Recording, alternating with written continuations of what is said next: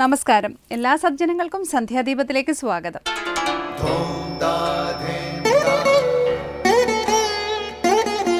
ശുഭം ഭവതു കല്യാണമായുസാരോഗ്യവർദ്ധനം സർവദുഃഖ വിനാശായ സന്ധ്യാദീപം നമോസ്തുതേ.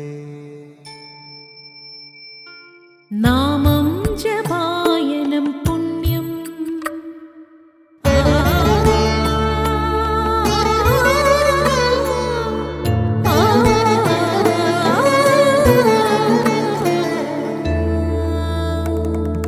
നാമം ജപായനം പുണ്യം നിരുപമദീപാങ്കുരം പോലെ സ്വരശ്രുതിലയവരമതുലം ദീവാങ്കണം മോക്ഷസംഗീതസാരം നീളും വഴിത്താരയിൽ ജീവതാരം മന്ത്രാലാപം മായാവിൻ നിൻ പ്രസാദം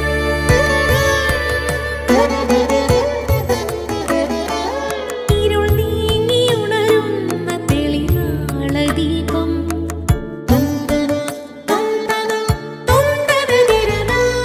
ഇരുൾ നീങ്ങിയുണരുന്ന തെളിനാളദീപം പ്രണവാമൃതം ചൊരിയുന്ന ദീപം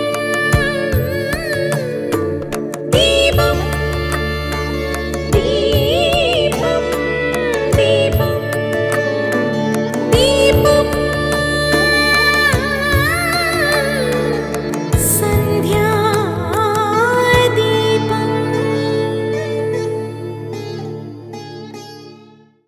ദീപത്തിൽ നിന്ന് പ്രകാശവും പുഴയിൽ നിന്ന് ജലവും വൃക്ഷത്തിൽ നിന്ന് ഫലവും എപ്രകാരം വിലക്ഷണമാണോ അതുപോലെ ശരീരത്തിൽ നിന്ന് വിലക്ഷണമാണ് ജീവൻ. വിളക്കെന്ന് പറഞ്ഞാൽ പ്രകാശമെന്നോ, നദിയെന്ന് പറഞ്ഞാൽ ജലമെന്നോ, വൃക്ഷമെന്ന് പറഞ്ഞാൽ ഫലമെന്നോ അർത്ഥമില്ല. ഇതുപോലെ ശരീരമെന്ന് പറഞ്ഞാൽ ജീവൻ എന്നർത്ഥമില്ല. വിളക്കിൻ്റെ നന്മതിന്മകൾ അഗ്നിയെ ബാധിക്കുന്നില്ല. പുഴയുടെ ഗുണദോഷങ്ങൾ ജലത്തെയും ബാധിക്കുന്നില്ല. പുഴയെ നോക്കിക്കാണുന്ന ഒരാൾ പുഴയാകുന്നുമില്ല. ഇതുപോലെ ശരീരത്തെ കാണുന്ന ജീവൻ ശരീരമാകുന്നില്ല. ശരീരം താനല്ലെങ്കിൽ ശരീരത്തിൻ്റെ ജനന മരണങ്ങൾ തൻ്റെ നാശമോ ഉൽപ്പത്തിയോ ആവാനും വയ്യ. വിളക്കിൽ നിന്ന് വേറെയായി അഗ്നിയും നദിയിൽ നിന്ന് വേറെയായി ജലവും നിലനിൽക്കുന്നത് പോലെ ശരീരത്തെ വിട്ട് ജീവനും നിലനിൽക്കുന്നു. ദീപവും നദിയും വീണ്ടും പ്രകാശിക്കുകയും പോഷിക്കുകയും ചെയ്യുന്നത് പോലെ ജീവനും ശരീരത്തെ വിട്ട് വീണ്ടും മറ്റൊരു ശരീരത്തിൽ പ്രകാശിക്കുന്നു. പിതാവിൽ നിന്ന് താനും തന്നിൽ നിന്ന് പുത്രനും ഉണ്ടായതിനെ അനുഭവിച്ച ഒരാൾക്ക് പുനർജന്മത്തെ നിഷേധിക്കാനാകില്ലെന്നാണ് ആചാര്യന്മാർ പറയുന്നത്. തുടർന്ന് ശ്രീ കാവാലം ശ്രീകുമാർ ദക്ഷിണമൂർത്തി സ്തോത്രം ആലപിക്കുന്നത് കേൾക്കാം.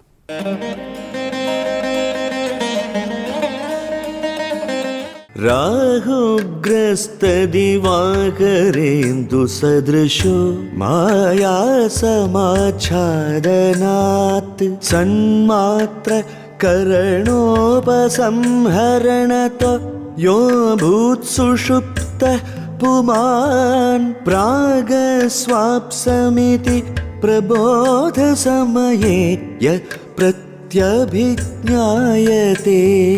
തസ്മൈ ശ്രീഗുരുമൂർത്തയേ നമ ഇദം ശ്രീദക്ഷിണാമൂർത്തയേ.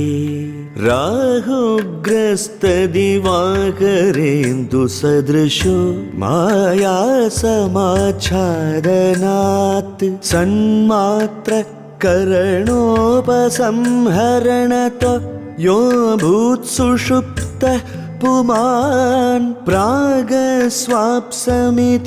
പ്രബോധസമയേ യ പ്രത്യഭിജ്ഞായത്തെ തസ്മൈ ശ്രീഗുരുമൂർത്തയേ നമ ഇദം ശ്രീദക്ഷിണാമൂർത്തയേ. അടുത്തതായി ശങ്കരസ്തോത്രാമൃതം.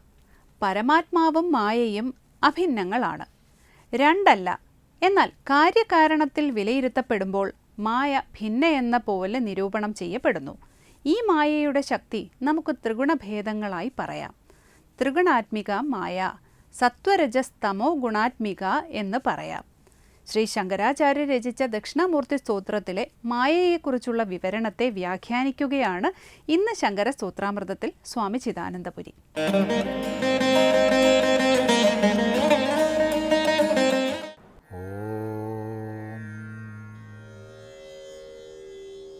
ഗുരുർബ്രഹ്മാ ഗുരുർവിഷ്ണു ഗുരുർദേവോ മഹേശ്വരഃ ഗുരുസാക്ഷാത് പരം ബ്രഹ്മ തസ്മൈ ശ്രീ ഗുരവേ നമഃ.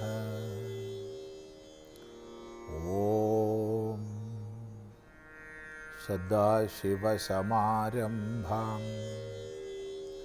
ശങ്കരാചാര്യമധ്യമാം അസ്മദാചാര്യപര്യന്താം വന്ദേ ഗുരുപരമ്പരാം. ശങ്കരകൃതികളിൽ ശ്രീ ദക്ഷിണാമൂർത്തി സ്തോത്രത്തിൽ 5 ശ്ലോകങ്ങളാണ് നമ്മൾ പഠിച്ചത്. അവിടെ മായാശക്തി വിലാസകൽപ്പിത മഹാവ്യാമോഹ സംഹാരി ആയിട്ട് ഭഗവാനെ കണ്ടു. മായയാൽ കൽപ്പിക്കപ്പെടുന്ന എല്ലാവിധ മഹാവ്യാമോഹങ്ങളെയും ഇല്ലാതാക്കുന്നവൻ.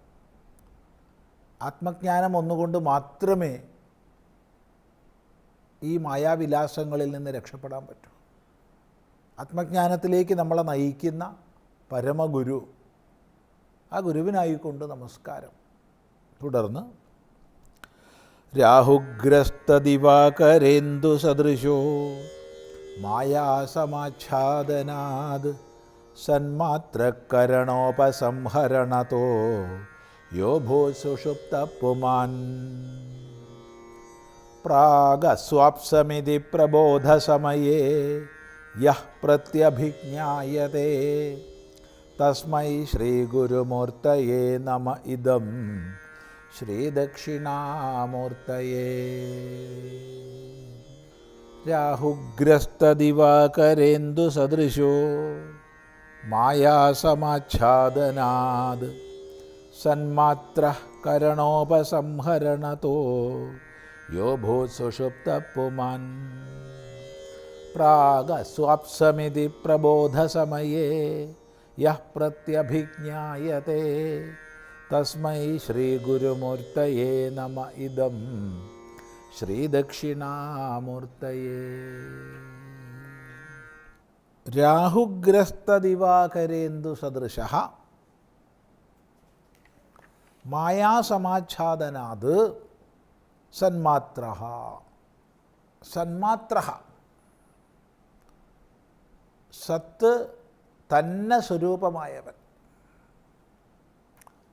സത്ത് തന്നെ സ്വരൂപമായവനാണ് സന്മാത്രൻ. സത്ത് തന്നെ സ്വരൂപമായവൻ എന്ന് പറഞ്ഞാൽ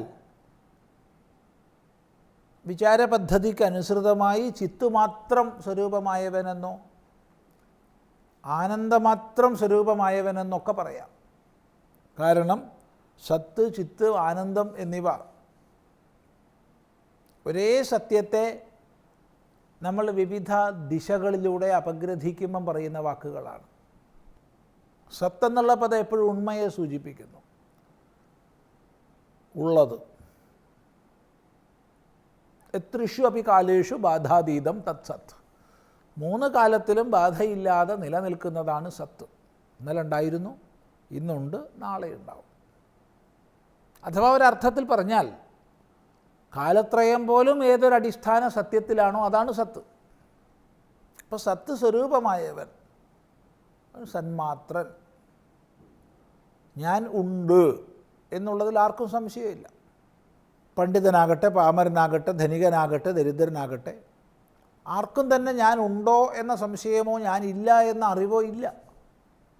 മറിച്ച് ഞാൻ ഉണ്ട് എന്നുള്ള അറിവ് എല്ലാവർക്കും ഉണ്ട്. ഞാൻ എങ്ങനെയുണ്ട്, എന്തായുണ്ട് എന്നുള്ളതിന് പല അഭിപ്രായങ്ങൾ വന്നേക്കാം. ഞാൻ ബ്രഹ്മചാരിയായിട്ടുണ്ട്, അല്ലെങ്കിൽ ഞാൻ സന്യാസിയായിട്ടുണ്ട്, ഞാൻ ഗൃഹസ്ഥനായിട്ടുണ്ട്, അല്ലെങ്കിൽ ഞാൻ സ്ത്രീ ആയിട്ടുണ്ട്, പുരുഷനായിട്ടുണ്ട്, നപുംസകമായിട്ടുണ്ട്, അങ്ങനെയൊക്കെ ആവരാം. അല്ലെങ്കിൽ ഞാൻ വെളുത്തിട്ടുണ്ട്, കറുത്തിട്ടുണ്ട്, തടിച്ചിട്ടുണ്ട്, മെലിഞ്ഞിട്ടുണ്ട്, ഇങ്ങനെയൊക്കെ പറയാം. അപ്പം വിശേഷണങ്ങൾക്ക് മാറ്റം വരാമെങ്കിലും വിശേഷ്യമായി ഞാൻ ഉണ്ട് എന്നുള്ളതിൽ ആർക്കും സന്ദേഹമില്ല. ശൈശവം, ബാല്യം, കൗമാരം, യൗവനം, വാർദ്ധക്യം എന്നീ മാറി വരുന്ന അവസ്ഥകളിൽ, അഥവാ ജാഗ്രത്, സ്വപ്നം, സുഷുപ്തി എന്നീ മാറി വരുന്ന അവസ്ഥകളിൽ മാറാതെ ഞാൻ നിലകൊള്ളുന്നുണ്ട്. അതുകൊണ്ട് ഞാൻ സന്മാത്രനാണ്. ഈ സന്മാത്രനാണ് ഞാനെങ്കിലും രാഹുഗ്രസ്തദിവാകരേന്ദു സദൃശ മായാസമാച്ഛാദനാത്.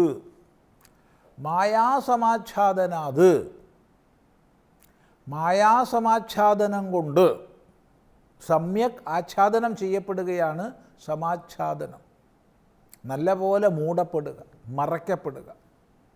മായയാൽ മൂടപ്പെടുക എന്ന് പറയുമ്പോൾ അവിടെ മായയുടെ അഥവാ അവിദ്യയുടെ രണ്ട് ശക്തികളെക്കുറിച്ച് നമ്മൾ ചിന്തിക്കണം. ഒന്ന് ആവരണശക്തി, രണ്ട് വിക്ഷേപശക്തി. സത്യത്തെ മറയ്ക്കുന്നതാണ് ആവരണശക്തി. അങ്ങനെ ആവരണശക്തിയാൽ മറയ്ക്കപ്പെട്ടാൽ മറ്റു പലതുമാണ് താനെന്ന് തോന്നിപ്പിക്കുന്നതാണ് വിക്ഷേപശക്തി. അധിഷ്ഠാന വസ്തുസ്വരൂപം മറയ്ക്കപ്പെട്ടാൽ മാത്രമേ അതിൽ അന്യവസ്തു ആരോപം വരൂ. അപ്പം അന്യവസ്തു ആരോപം വരണമെങ്കിൽ അധിഷ്ഠാനം മറയ്ക്കപ്പെടണം. ആ മറയ്ക്കപ്പെടുന്നത് ആവരണശക്തിയാലാണ്. ഇങ്ങനെ ആവരണം, വിക്ഷേപം എന്ന രണ്ട് ശക്തികൾ അവിദ്യയ്ക്കുണ്ട്, അഥവാ മായയ്ക്കുണ്ട്. ഈ ആവരണശക്തി സത്യത്തെ മറയ്ക്കുന്നു, സന്മാത്രത്തെ മറയ്ക്കുന്നു. ഏതുപോലെ രാഹുഗ്രസ്ത ദിവാകരേന്ദു സദൃശ. രാഹുവാൽ ഗ്രസിക്കപ്പെട്ട ദിവാകരനും ഇന്ദുവിനും സദൃശമായി സന്മാത്രം തീരുന്നു. ദിവാകരൻ സൂര്യൻ, ദിവത്തെ ഉണ്ടാക്കുന്നവൻ. ദിവം പകൽ, പകലിനുണ്ടാക്കുന്നവൻ സൂര്യനാണ്. ഇന്ദു ചന്ദ്രനാണ്. അപ്പോൾ ദിവാകരേന്ദു സദൃശ, സൂര്യനും ചന്ദ്രനും തുല്യം. എങ്ങനെയുള്ള സൂര്യനും ചന്ദ്രനും തുല്യം? രാഹുവാൽ ഗ്രസിക്കപ്പെടുന്ന. ഇപ്പം ഗ്രഹണ സമയത്തെ സൂര്യചന്ദ്രന്മാരെ പോലെ സത്സ്വരൂപം മറയ്ക്കപ്പെടുന്നു. എങ്ങനെ, എപ്പോൾ? ഈ വിഷയങ്ങളൊക്കെ ചിന്തിക്കേണ്ടതാണ്. നമുക്ക് അടുത്ത പ്രാവശ്യം ആവട്ടെ.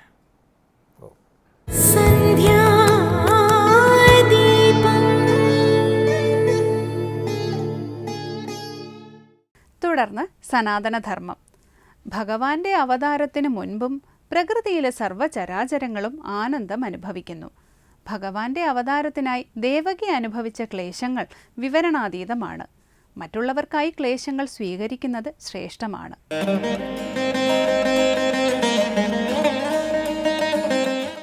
ഓം നമോ ഭഗവതേ വാസുദേവായ. എല്ലാവർക്കും എൻ്റെ പ്രണാമം. ഭാഗവതത്തിലെ ഭഗവത് അവതാരത്തിന് മുമ്പുള്ള ശ്രീ ശുക മഹർഷി പറയുന്ന കാര്യങ്ങളാണ് ഞാനിവിടെ പറഞ്ഞുകൊണ്ടിരിക്കുന്നത്. അതിൽ അടുത്ത പറയാണ് മനാംസ്യാസൻ പ്രസന്നാനി സാധൂനാം അസുരദ്രുഗാം ജായമാനേ അജനേ തസ്മിൻ നേതുർദുന്ദുഭയോ ദിവി. പറയുകയാണ്, അസുരദ്രുഗാം, അസുരന്മാരുടെ ദ്രോഗം, അത് പല പ്രകാരത്തിൽ അനുഭവിക്കുന്നവരായിരിക്കുന്ന സാധുജനങ്ങൾ. ഇവിടെ കംസാദികളുടെ ദ്രോഗത്തെ വേണ്ട വിധത്തിൽ അനുഭവിക്കുന്നവരായിരിക്കുന്ന സാധുജനങ്ങൾ. സാധൂനാം, സാധുക്കളുടെ മനാംസി, മനസ്സുകൾ പ്രസന്നാനി, പ്രസന്നങ്ങളായി. ഈ ദിവസത്തിന് തലേ ദിവസം വരെ എങ്ങനെയാണോ അസുരന്മാരുടെ പ്രവർത്തനം കൊണ്ട് ഏതൊക്കെ വിധത്തിലാണോ സാധുജനങ്ങൾ വളരെയധികം വിഷമിച്ചിരുന്നത്, വളരെയധികം കഷ്ടപ്പെട്ടിരുന്നത്, വളരെയധികം വേദനിച്ചിരുന്നു, അവരുടെ മനസ്സൊക്കെ ഇപ്പം എന്തായി? പ്രസന്നങ്ങളായി. നമുക്ക് ചില സാഹചര്യങ്ങളിൽ ചെന്ന് നിൽക്കുമ്പോൾ, ചിലരുടെ അടുത്ത് ചെന്ന് നിൽക്കുമ്പോൾ, ചിലരോട് സംസാരിക്കുമ്പോൾ, ചിലരുടെ വാക്കുകൾ കേൾക്കുമ്പോൾ, ചിലരുടെ പ്രവൃത്തി കാണുമ്പോഴേ ഒക്കെ തന്നെ നമ്മുടെ മനസ്സ് മറ്റ് വിഷമങ്ങളെല്ലാം മാറി മനസ്സ് പ്രസന്നമാകാറുണ്ട്. അതെന്താണെന്ന് ചോദിച്ചു കഴിഞ്ഞാൽ നമ്മുടെ ഉള്ളിലുള്ള ചിന്തകളെ അതിജീവിക്കാനുള്ള കരുത്ത് അപ്പുറത്തുനിന്ന് ലഭിക്കുന്നത് കൊണ്ടാണ്. നമ്മുടെ ഉള്ളിൽ എത്രത്തോളം ചിന്തകളുടെ ഭാരമുണ്ടോ ആ ഭാരത്തെ ഒഴിവാക്കാൻ മറുപുറത്തെ ശക്തിക്ക് സാധിക്കുമ്പോഴാണ് നമ്മുടെ മനസ്സിലുള്ള ഏറ്റവും കൂടുതൽ വിഷമിപ്പിക്കുന്ന അവസ്ഥകളെ അതിജീവിക്കാൻ കഴിയുന്നത്. അതുകൊണ്ടാണ് ഇവിടെ ഏറ്റവും കൂടുതൽ ഭഗവാൻ പറഞ്ഞിരിക്കുന്നത്, അസുരന്മാരുടെ ദ്രോഹം കൊണ്ട് വളരെയധികം ക്ലേശിച്ച ദുഃഖിച്ച മനുഷ്യ സമൂഹം മുഴുവൻ പ്രസന്നരായിത്തീരുന്നു ഭഗവാന്റെ അവതാരത്തോടുകൂടി. ഭഗവാൻ അവതരിക്കുമെന്ന് കണ്ടപ്പോൾ അവരവരുടെ ക്ലേശങ്ങളെല്ലാം മാറ്റി. എന്തുകൊണ്ടാണ്?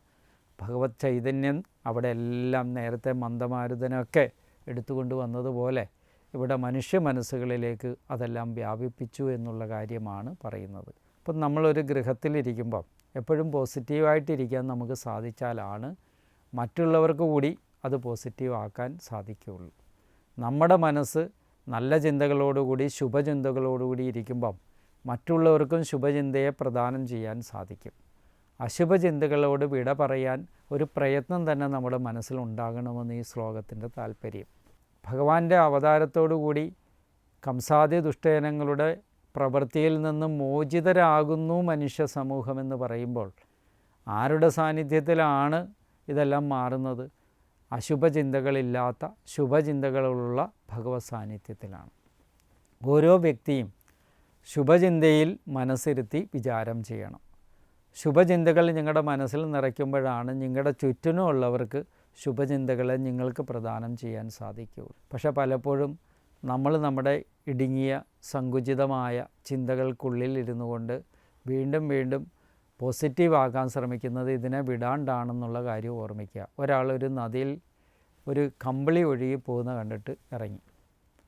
അപ്പം നദിയിൽ ഇങ്ങനെ ജലപ്രവാഹം ശക്തമായിട്ട് നടക്കുകയാണ്. അപ്പോൾ കമ്പിളിയാണെന്ന് കണ്ടപ്പം വേറൊരു സുഹൃത്ത് പറഞ്ഞു, ആ കമ്പിളി നീ പോയി ഇനി എടുത്തുകൊണ്ട് വരൂ, നമുക്ക് ഈ തണുപ്പിൽ നിന്ന് രക്ഷപ്പെടാം.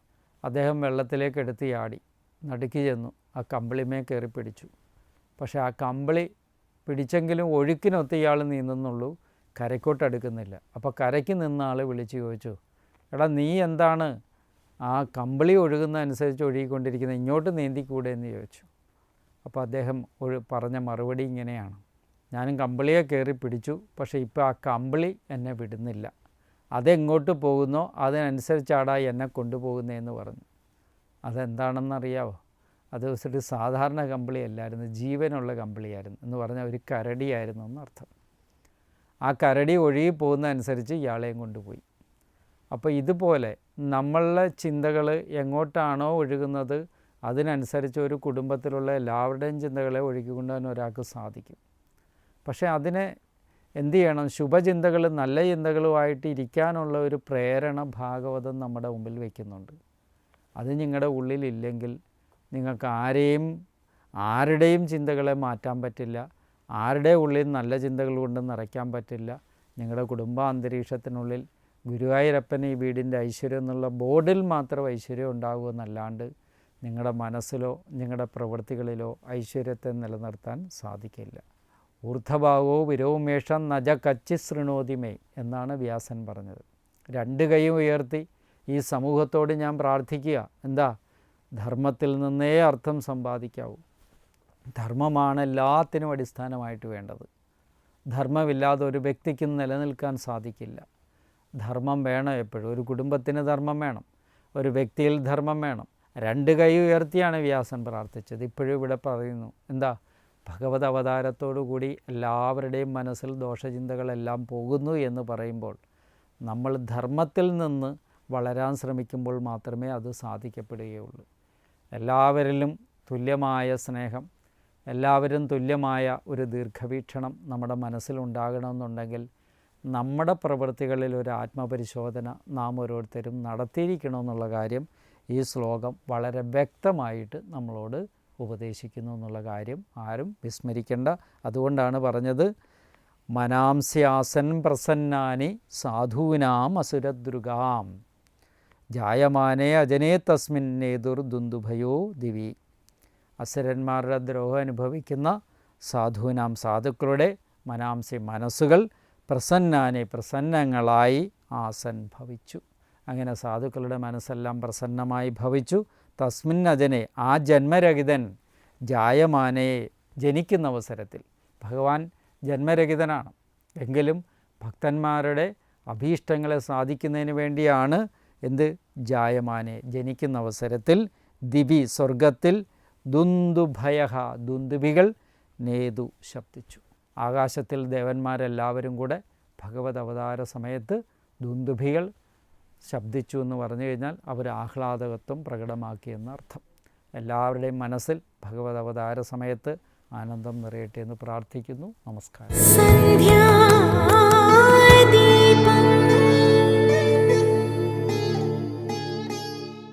തുടർന്ന് ദീപാരാധനയാണ്. ക്ഷേത്ര സന്നിധിയിലെത്തി മംഗളാരതി തൊഴുത് ഇന്നത്തേക്ക് മടങ്ങാം. എല്ലാവർക്കും നമസ്കാരം.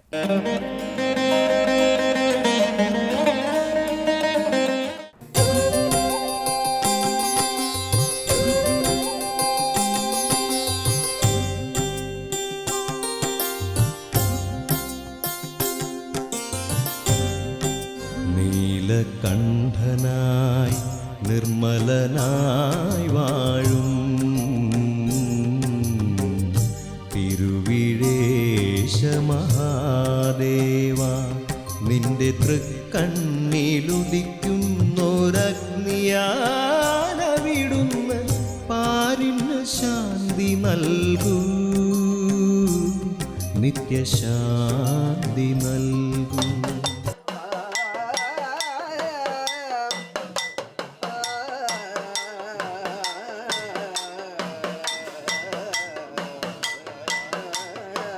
സംസാര ദുരിതം വന്നെന്നെ പുണരുമ്പോൾ ശശിധര നീ എൻ്റെ രക്ഷയാകേണം. സംസാര ദുരിതം വന്നെന്നെ പുണരുമ്പോൾ ശശിധര നീ എൻ്റെ